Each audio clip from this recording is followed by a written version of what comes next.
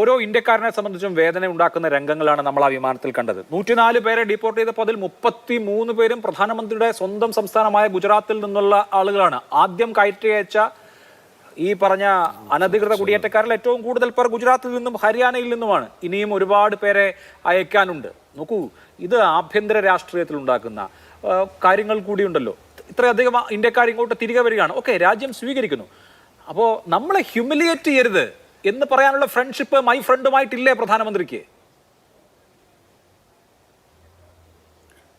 അഭിലാഷ്, ഞാൻ ഇവിടെ പറഞ്ഞല്ലോ, കുറ്റവാളികളെ ഒരു രാജ്യം എങ്ങനെയാണ് കൈകാര്യം ചെയ്യേണ്ടതെന്നുള്ളത് അതാത് രാജ്യമാണ് തീരുമാനിക്കുന്നത്. കുറ്റവാളി ഇന്ത്യയിൽ നിന്നുള്ള കുറ്റവാളികളാണ്, അവരെ സംബന്ധിച്ചോളം അവർ കുറ്റവാളികളാണ്. ഇപ്പൊ മുമ്പേ പറഞ്ഞ പോലെ സൗദി അറേബ്യ അവിടുത്തെ നിയമമാണ്. അവിടെ കുടിയേറ്റക്കാരെ തലവെട്ടാറുണ്ടോ? കൊലപാതകം ചെയ്തവനെ തലവെട്ടി കൊല്ലുക. കൊലപാതകം ചെയ്തവനല്ലേ? അല്ല, അതല്ല പറഞ്ഞത്. കൊലപാതകം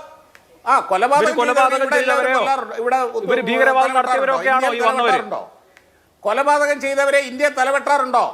കൊലപാതകം ചെയ്തവരെ ഇന്ത്യ തലവെട്ടാറുണ്ടോ? അതുപോലെയുള്ള ആഭ്യന്തര നിയമമാണോ ഇത്? സൗദി അറേബ്യയിലെ നിയമം അതാണ്.